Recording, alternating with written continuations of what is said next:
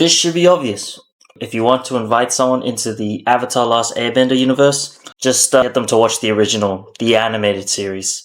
Alright, so the live action Netflix The Last Airbender series. I caved. I decided, sure, I'll watch the second season. I already watched the first one, so I decided I'll watch the second season. So I binged the whole thing, 7 hours straight. I've been sitting in one place, the couch, and just absolutely bed rotting in one place. Just got out and just slouched around the house and eventually made it to this spot here. I'm fresh off the couch, and I gotta be honest, it all kind of feels like a vivid dream. I don't really remember what even happened in the first episode. I just binged the whole thing. I'm gonna start off with what I like. The casting. I think it's done pretty well. I have seen parts of the internet where, especially this was very prevalent in season 1, where people didn't like the casting done for Azula. I didn't think it was that bad. If I saw the actors for Zuko, the live action actors for Zuko and Azula standing next to each other, like on the streets or something like that, I don't think it would be a crazy assumption to think that, yeah, they might be siblings or cousins, probably more on the cousin side, because their facial structure is very similar, and their heights also kind of similar. And the big new casting for this season, Toph Beifong, played by Mia Shek, or Miyako Shek? Miyako Shek, or is it Kek? The actress that plays Toph Beifong in the live action.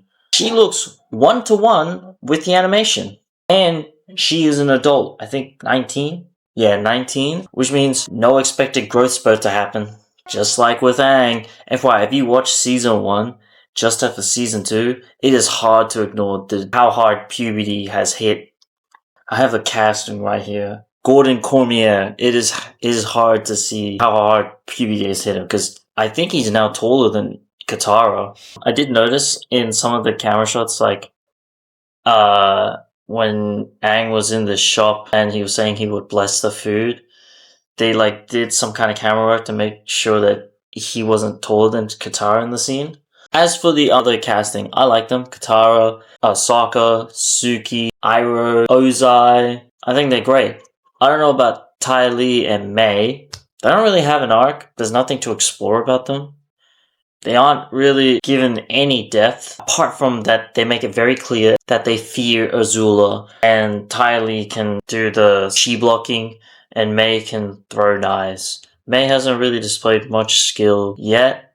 Maybe there's more to it. I don't know. This is my first video talking about the Netflix live action adaptation of Avatar Last Airbender, because I didn't do one for season 1 because this channel isn't that old. I only made it at the start of this year, and season 1 came out, 2 years ago? So, I'm just gonna put my thoughts on the bending. I'm very conflicted over it. My opinion is mixed. The firebending is... I'll start with firebending. It is cool most of the time. I find it very sick when they do, the explosive kind of... Closer to the martial arts, I believe it was, Shaolin or Northern Shaolin Kung Fu. It was, fast, explosive movements. I think it was episode 2. Yeah, it was episode 2. Zuko, Azula, and Aang. Zuko is chasing Aang. He's shooting flames. He's shooting down waves of fire. It looks cool. It's very athletic. He's combining explosive movements with acrobatic movements. And he does the same in that final fight in the last episode of the season. But I don't like it when I see them, they summon the fire and then they cast it. Like it's a fireball, like a magic fireball spell, straight out of Dungeons and Dragons. I don't like that. It feels less of martial arts and more towards sorcery. Bending is something I'm so fascinated by. I find it as such a unique aspect, especially if it's a kid watching, because they can't do the magic part, but they can do the martial art part. And it's specifically the bending itself, the elements being bending to your will. It is directly related to traditional martial arts. Not so much in Legend of Korra, as they combine modern fighting with traditional martial arts. In the anime series, they made it very distinct that each element had a different fighting style. So different elements, different fighting styles. The live action, they successfully displayed the same thing, except each element has different fighting styles. It's just those fighting styles kind of suck. And they lean towards more sorcery than martial arts. It's not all the time. In fact, it's not even most of the time. It's just sometimes. And that's enough to kind of break the illusion. When we see the Boulder fight Toph, this is her debut Boulder. Doesn't look like the Boulder, but oh well. I guess this is the best they can come up with. That fight, what the Boulder display, there is no martial art, no sense of one. We don't see Toph dominating this competent earthbender in her debut. This guy just sucks. He's like grabbing the rock and he's dragging his own weight around and then he chucks the, like, what is this? There was no heavy movement or anything. I'm no martial art expert, but I don't think people who are fighting drag their weight around. They more like shift their weight, right? When you do a punch, you shift your weight, and then at the end, it's like when you shift it, when you punch, I might be wrong, but when you punch, the weight is your body weight is sort of thrown at the end, and you do an explosive movement. But in this case, the Boulder's treating it like this. When he's like summoning the rock, he's like dragging his weight out. That's kind of what he's doing when he's dragging the Boulder out. Great job, Boulder. It was disappointing. And with Toph, yeah, it was alright. They went with the direction of her showing minimal effort for maximum result. Just like in the animated series. I like that. It just sucks that her displaying that is against the Boulder, who in this adaptation really sucks. Like, he's zero competition. There's no display of any competency. He just sucks, and it just looks like Toph is just not on another level. He's like easy level, and she's like medium level. It doesn't display that she's the greatest earthbender. It just describes her as a better, more competent earthbender. And again, this is gonna sound like I'm nitpicking, but I watched this show so many times. When Blockbuster was around, I was constantly renting out the animated Avatar: The Last Airbender. But when it was like earthbending, and this gets hammered into you when Toph is trying to teach Aang earthbending in the anime series in that episode, it was like wide stances, and you make yourself like unyielding. And it was wide stances and heavy but powerful blows and blocks, but you're always like in your stance, unyielding like a rock. And Toph's like unique case was she uses like a praying mantis, like her hands were like out here. It was like a praying mantis kind of technique, but it was still wide stances, heavy movement. I also didn't like this, but there's so much like flicking of rocks and waving rocks around like this. I don't really want to see that. That takes me out of the illusion of earthbending requires like a certain discipline. I will say this, the size makes sense. That was really cool. I think they did a good job adapting it. Do I prefer the original? Yes. As with the whole circle and expanding and you get to see everything. But it felt really wasted on the scene where she invents metal bending. I'm comparing a lot. But it is an adaptation. When Toph invents metal bending in the animation, she is constantly checking her metal prison, and there is so much aura in this scene. She's constantly feeling around. She's like, whoa, maybe I could. And I'm Toph Beifong, which means I definitely can. And she punches the door, and she's like, woo, Toph, you rule. That's when I like fell in love. I was like, damn, she is cool. In the live action, it's sort of the same. She's in a metal prison. But like the whole her trying to figure out metal bending, it is like it's really sped up. There's no momentum, so there was no build up to it. It was like one seismic sense, and then she just broke through. Like the excitement. Well, I mean, there was no excitement, no setup for it. So she doesn't receive those cool points. And this one was fascinating. They didn't include this, but seismic senses she can't. Or maybe she hasn't learned to use it to detect lies, like feel their heartbeat. I'm so surprised they didn't introduce that. This is what I'm thinking for season 3, but they either go in the direction of she doesn't have it, which I'll be shocked by. Like she doesn't have it, will never have it, or she learns it later, which would make sense. But as of currently, her seismic sense is strictly limited. There are whole episodes, their concepts, their world building that are not included in this season from the original animated series. The swamp, there's no mention of that place. Kind of felt like that was an important place, a place. It's basically Dagobah in it, but for the Avatar universe. It's a place strong in the Force. Like it's literally, it's got it. It's like a very spiritually attuned place. And there was this massive tree. I forgot what it's called. I'll just call it the World Tree because its roots literally reached like all over the world. I don't know. Maybe they might visit it in season 3. I don't know how, because in season 3 in the original series, they're in the Fire Nation pretty much the whole time. No desert means no Misty Palm Oasis. There is Wan Shi Tong's library. They introduced that in a different way. I think it works, but still would have liked to see the library. And since there's also no desert, which means no Appa getting kidnapped, or no Appa on his own, getting lost and eventually getting captured by the Dai Li Ba Sing Se. Spoilers. I mean, the show's like 20 years old, so it's your fault for not watching it. But if you haven't watched it, definitely recommend you to watch the original animated series. Let's see. No massive drill. Oh, this one sucked. This broke my heart. No Team Avatar storming the palace. And that would have been cool to see. Aang did crash out when he lost Appa, but can we even call it a crash out? Because any time, and specifically the few times he did in this season, he decides to crash out, go into the Avatar state. It's like 2 seconds, and then he instantly returns. Like with the Appa getting kidnapped, he rages, he goes into the Avatar state. Okay, he starts to float, and then instantly he cancels out. Like his tippy toes didn't even leave the ground. I double checked; it doesn't leave the ground. I kind of wish when he's feeling these emotions, we kind of sit with him a bit, like feel it with him, but it just instantly snaps back. I'm like, alright, well, now I don't feel what you're feeling. Zuko alone in the anime series is one of my favorite episodes of the show in its entirety.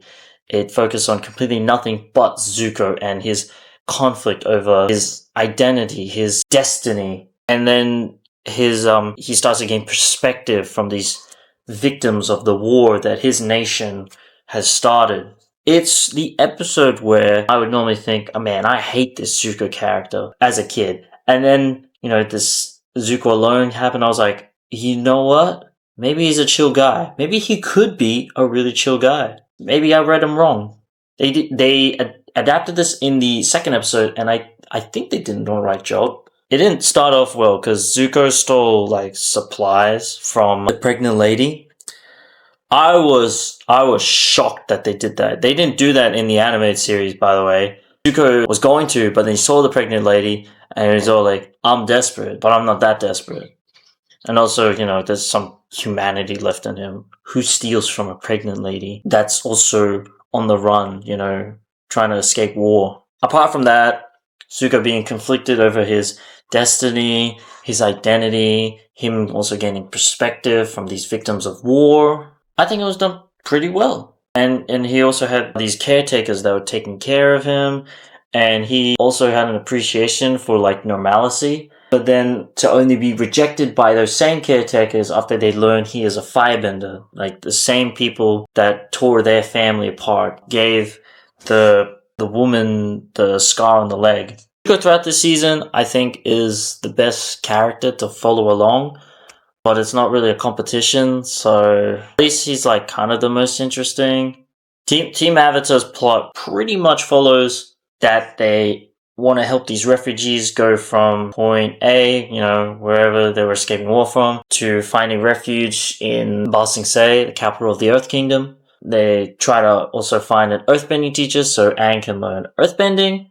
When they do, they go to Ba Sing Se, help the refugees, and enlist the help of Ba Sing Se in their efforts of fighting back against the Fire Nation. While in the Ba Sing Se, whilst uncovering this conspiracy of the shadow police, shadow organization that is running Ba Sing Se. By the way, 70-80% of the show takes place in Ba Sing Se. I'm surprised, there aren't really a lot of sets. It's just this one setting with small little set pieces in it. But it's for a place like the Avatar universe, where it's such a big place and there's so many different areas. They spend way too long in Ba Sing Se, in my opinion.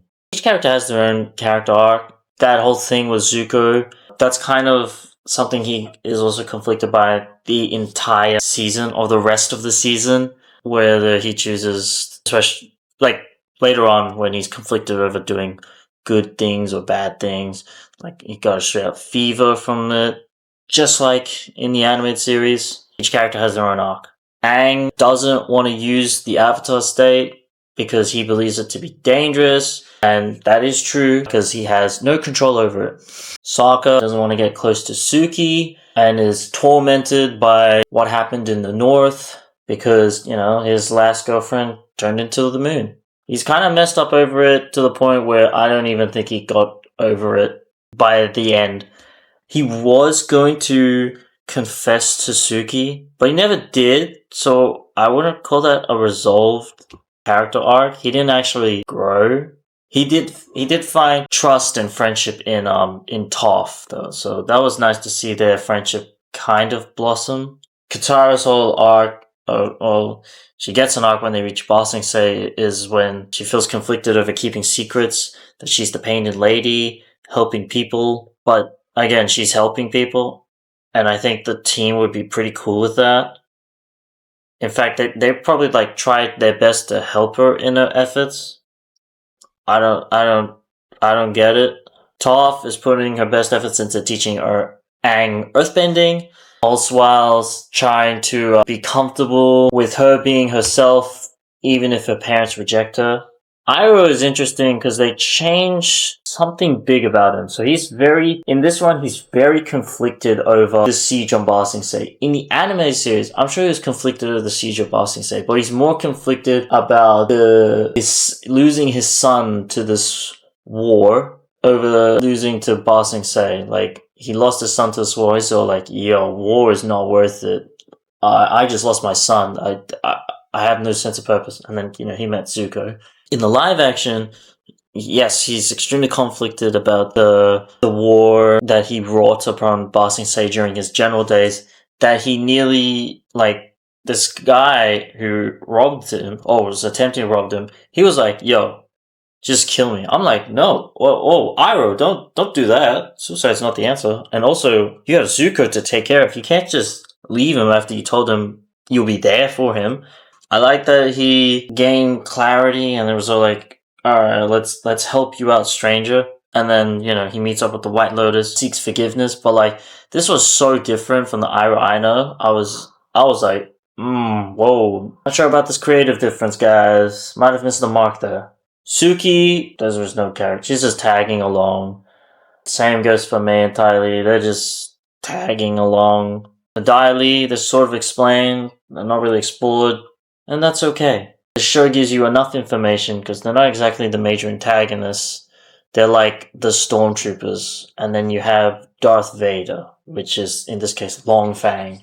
They're just the King's Guard that serve Long Fang. Why? They never say, they hint at it that the Dai Li respect Long Fang. They want order, and I guess their goals align with what Long Fang's. Sai, the mechanic, he is surprisingly very present in the show, especially in the first half of the season and in the last season. He kind of gives shortcuts. He's the one that discovers Sozin's comet and that it's appearing. It's still kind of weird to see how present he is, but I do like seeing Abed Nadir. Community is one of my favorite shows. And that professor guy, I forgot what his name is, but what a snitch. Even the owl thinks the same. And for that, he got iced. They changed up how Jet's sacrificed himself. He still sacrificed himself. Unfortunately, his last request that he made, he won't receive it. Katara is a powerful waterbender and a very versatile fighter, but she isn't a killer. That would really rub off wrong with Aang. And that whole library thing, so many things were wrong with it. First off, Toph's seismic sense is directly linked to her earthbending. They've mentioned that a ton of times. But then when she goes into the spirit world, you don't have bending, but she can still see. Like, she still has a seismic senses, but she doesn't have her earthbending. And she doesn't have her earthbending, she doesn't have her seismic senses, because seismic senses are directly linked to her earthbending, but they say she has seismic senses. It's a goddamn paradox. How can she see? Like, why did they even make her go into the library? It doesn't make sense. They could have kept that original, as in Toph waits outside the library and watches guard over their bodies, because Appa and Momo can only do so much. And it would have been more heartbreaking when Aang comes out, he's all like, you've been out here this whole time, but you couldn't even save Appa and Momo, and then Toph says, yeah, well, the library was sinking. And why was Kyoshi talking to Toph out of everyone? That makes no sense. And the fact that Toph randomly found the journal that has all the answers, instead of, like, I think in the original it was like Sokka finds a piece of paper, it has like some information, and then he figures it out using his ingenuity to find out the day of the Black Sun where the Firebenders don't get their firebending. It was, the whole library scene was kind of confusing. I was just doing this, so like, that was my motion. Azula is the main antagonist of season 2, just like in the animated series. And I think she has a great performance, down to her mannerisms and her personality. But her bending, specifically her lightning bending, I have some very mixed opinions on it. Lightning bending in the live action can be shot instantaneously. Or more specifically, Azula can shoot it instantaneously. I don't think we see Ozai do it yet. It's instantaneous, so there's no dramatic tension, there's no build-up of, oh shoot, she's about to shoot lightning. There's none of that. And now it feels kind of less special. And I guess it does look cool sometimes, but there was this scene where they're in like a meeting room, and all the generals are there, and Azula just insta-kills with her lightning. And it doesn't even look like martial arts, it looks like straight up sorcery, like straight out Star Wars where he's shooting the light, Palpatine's shooting the lightning. It was like that. And all I thought was, I wasn't shocked, I wasn't amazed, all I thought was, that was quick. Just her shooting lightning makes it look less of martial arts and more of, sorcery. There's a whole reason towards like the hand movements in the anime series, as explained by Iroh. This is not word for word, but like the hand movements sort of reflect how lightning is being generated, where the hand movements sort of show they're separating the positives and the negative energies, and then when they come together, they're like clashing back, and you get lightning. And all you're doing is just guiding where the lightning is. I do wish the lightning felt more dramatic. At least Zuko learned lightning redirection, and I don't know, maybe it was just me, but I think it was like camera setup or something, but they kind of made him look cool when he was doing it. Well, at least that's what I thought. It was a bit sped up how he was taught, but I don't know, it just kind of looked cool. He's just looking on the camera, he's just like, I still do. I watched the series. I watched it to the end. It's okay. It's nothing compared to the animation. Shocker. I think everyone knew that. The production team, the casting, the showrunners, even before filming, even before writing. At best, it's eye candy. When it came to the bending, our favorite characters being displayed in real life. But some of the bending, sometimes felt off. Sometimes. I think the waterbending and airbending, they kind of got that down, and I say most of the time firebending, but there's sometimes that feel really off, and especially the lightning bending. Apart from that, it was pretty solid. The earthbending needs work, my goodness. Please include more wide stances, more heavy movements. Not these lifting the rocks like you're using the force, but like include more like actual martial arts. Make it feel like martial arts. I don't know. And as for going for the third season, I think there's a lot to unpack, so you're probably, and with the pacing of the show, you're probably going to need more time. Like 7 or 8 episodes is not going to be enough. Probably 10 minimum. I know there's a lot I didn't really talk about, but I've been talking for a while, and this video has mostly been negative. But that's okay, because I really care about the Avatar The Last Airbender IP. Like, I love that show. I love that universe. I love The Legend of Korra. There's a new show, The Seven Havens. I'm really excited for that. The show, the live action, it's not terrible. It's just, I make sense of whatever I just said, because I don't even know what I just said. I never know what I'm saying. Thanks for watching. Stay safe and have a good one. I think if they make a live action Korra, I think that will work really well. The actors and characters will be similar in age, so you won't expect any major growth spurts or voices changing. Just saying, Legend of Korra live action, it could go pretty hard.